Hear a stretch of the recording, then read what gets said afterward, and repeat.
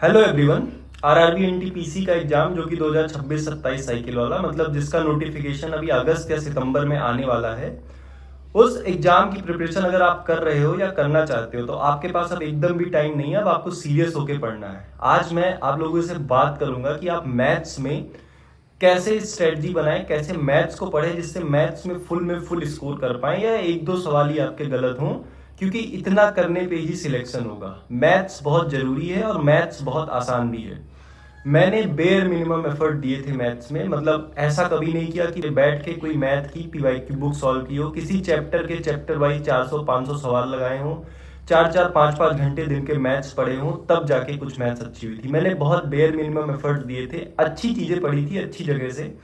किन टीचर का कोर्स लिया, कैसे पढ़ाई की, कितने प्रीवियस ईयर सवाल लगाए थे, कितने सवालों की प्रैक्टिस करता था डेली टू डेली, इन सारी चीज़ों के बारे में मैं आपको बताऊंगा। बहुत ही सिंपल वे में मैंने अपनी तैयारी की है।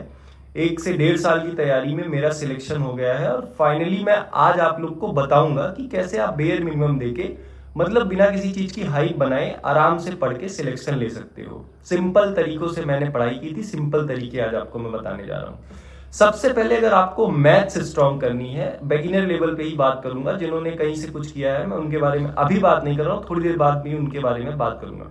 जिनको अगर अभी एकदम शुरू से ही मैथ शुरू करनी है, वो इतना करो कि किसी एक टीचर को पकड़ो। जैसे मैं अगर अपना पर्सनल बताऊं मैंने किस टीचर से पढ़ाई की, तो एक शुभम जैन सर है, उनका आरबी से यूट्यूब चैनल है, आरबी रेवोल्यूशन बाय एजुकेशन। वो थोड़ा सा उनका डिसएडवांटेज आपके लिए ये है कि वो चीजें इंग्लिश में पढ़ाते हैं, मतलब बाइलिंगुअल पढ़ाते हैं, बट जो उनका बोलने का तरीका है, जो मोस्ट ऑफ द टाइम वो लैंग्वेज यूज करते हैं, थोड़ा सा इंग्लिश, मतलब वो परसेंटेज को परसेंटेज ही बोलेंगे, हर बार वो प्रतिशत प्रतिशत नहीं करेंगे।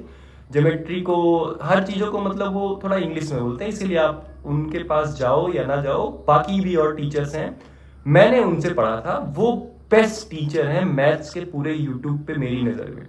उनसे पढ़ के मैंने 4 से 5 महीने में मैथ्स खत्म कर दी थी और उसके बाद मुझे एक सिंगल टॉपिक, ये आप कहो कि किसी चैप्टर का एक सिंगल टॉपिक मुझे कहीं से कुछ नहीं खोजना पड़ा। अगर कभी ऐसा हुआ कि कोई सवाल बहुत नया दिखा, मैंने नोट्स पलटे या उनका ऑनलाइन नोट्स गया बैच वाले सिस्टम में, वहां पे मुझे वो सवाल दिखा था।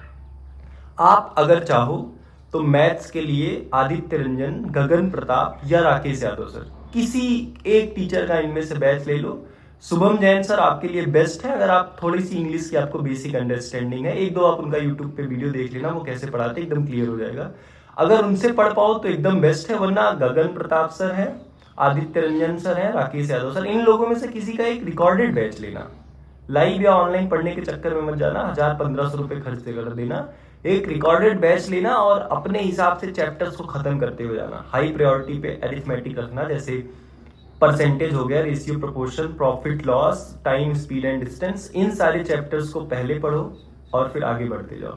एक बार इतना किया आपने, सिलेबस खत्म हो गया, उसके बाद आपको रुकना है। जैसे ही आपका 50% 60% सिलेबस खत्म हुआ, थोड़ा सा संभल के सेक्शनल मॉक टेस्ट की तरफ चले जाओ। टेक्स्ट बुक का वो ले लो सब्सक्रिप्शन और सेक्शनल मॉक टेस्ट दो।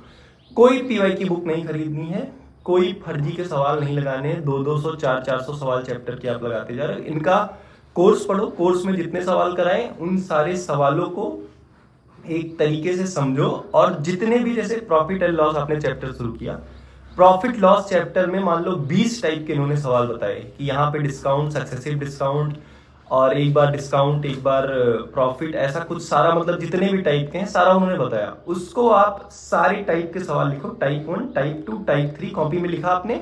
उसके बाद उसमें 2 सवाल ऐड करो। जैसे उन्होंने टाइप 1 बताया और उसमें 20 सवाल कराए, 20 सवाल आपको करने की जरूरत नहीं, 2 सवाल उसमें लिख लो, टाइप 2 में 2 लिख लो।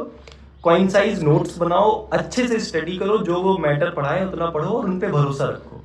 ऐसे करके अगर आपने सिलेबस खत्म किया, थोड़े थोड़े मॉक पे कमांड बनाई, फिर जब 100% सिलेबस खत्म हो गया, रोज के 2 से 3 मॉक दो। टेक्स्ट बुक ऐप से मैं मॉक देता था, आप भी वहीं से दो, बढ़िया है। रोज के 2-3 सेक्शनल मॉक दो, वहां पे जो सवाल फंसे उस सवाल के पीछे पन्ने पलट डालो, नोट्स खोल डालो, सर का वो वीडियो लेक्चर का कहीं ऑनलाइन नोट्स पढ़ा हो वो देख डालो, उस सवाल को क्लियर करो। ऐसा करके 2-3 महीने में आपके एक भी सवाल ऐसे नहीं है जो फंसेंगे। इतना आप करोगे, क्योंकि मॉक में वही सवाल फंसेगा जो थोड़ा सा टफ होगा। उस सवाल की आपने एनालिसिस की, पीछे गए, उसको एक डाउट कॉपी में नोट भी कर सकते हो। डाउट कॉपी भी मैंने बनाई। डाउट कॉपी एक चीज है जो मैंने कंसिस्टेंटली की थी अपने प्रिपरेशन के दौरान, मतलब नोट डाउन करने वाली चीज़ों। बाकी किसी चीज़ का ढंग से कोई नोट्स नहीं था मेरे पास। मैथ्स में यही किया था कि सारे टाइप के क्वेश्चन एक एक बार नोट कर लो, टाइप 1 टाइप 2, उसमें एक एक सवाल नोट कर लेता था, या किसी में सिर्फ टाइप लिख दिया, सवाल भी नहीं नोट करता था। पर मैंने डाउट कॉपी मंगाई थी। 2-3 महीने जो मेरे डाउट्स होते थे, जैसे एक सवाल फंसा, उसको कॉपी में नोट किया, एनालिसिस की, और हफ्ते भर में एक बार वो डाउट कॉपी रिवाइज कर लेता। 2-3 महीने बीतेंगे, जितने टफ टाइप के सवाल है सारे आपके डाउट कॉपी में होंगे, सारे का आपने नोट्स में एक बार पलट के देख लिया होगा, सारे सवाल लगने लगेंगे। बात आएगी स्पीड की, फिर 1-2 महीने लगेंगे, आपकी स्पीड आने लगेगी और मैथ की प्रिपरेशन डन। आप साथ के साथ एक और काम कर सकते हो, एक फॉर्मूला कॉपी भी बना सकते हो। अगर मन कहे तो बना लो, वरना फिर एक ऑनलाइन मंगा लो। बहुत सारे जैसे गगन सर हैं, इन लोगों का बहुत सारी, इन्होंने 130-140 रुपए में बुक्स लॉन्च की है, वो मंगा लो, जिसमें एक साइड से हर चैप्टर के फॉर्मूले लिखे होते हैं। चैप्टर पढ़ा आपने, एक नोट्स बनाया टाइप वाइज सवाल का, एक फॉर्मूला बुक भी है, या फॉर्मूला कॉपी अगर खुद से बना ली, उस फॉर्मूला बुक को भी आप हफ्ते 2 हफ्ते में एक बार देखते चले जाओ। मतलब सारे आपको फॉर्मूलाज आपके टिप्स पे याद होने चाहिए। a+b का होल क्यूब क्या है वो आपको याद होना चाहिए। a³ + b³ के कितने सारे डेरिवेटिव्स हो सकते हैं, इनको इधर लाके उनको उधर लाके, ये सारी चीजें याद होनी चाहिए। ट्रिग्नोमेट्री में आपको आइडेंटिटीज याद होनी चाहिए, कुछ और स्टैंडर्ड चीजें होती हैं वो भी याद होनी चाहिए, जिनको मतलब एग्जाम में उनसे रिलेटेड सवाल आते हैं, तो आप कई बार बिना पेन उठाए भी उन सवालों को कर दो। उसके लिए आपको एक नोट्स, मतलब या तो आप फॉर्मूला वाला नोट्स बना लो अपना सारे चैप्टर्स का, या एक ऑनलाइन आप खरीद लो, 130-140 रुपए की इन्वेस्टमेंट है। इतना किया, बाकी चीजें मैंने आपको बता दी है। इतना करो, प्यार से पढ़ो और आराम से सिलेक्शन हो जाएगा, हड़बड़ाना मत। मैथ्स के लिए टेंशन मत लो, बाकी जीके उके और सारे सब्जेक्ट है, जीके ही है जिसके लिए थोड़ी सी टेंशन लेने की जरूरत है। अगर आप बोलोगे तो जीके का भी मैं एक स्ट्रेटजी वीडियो या कैसे मैंने पढ़ा था उस टाइप का वीडियो बताऊंगा। चलिए आगे वाली वीडियो में मिलते हैं, तब तक के लिए नमस्कार।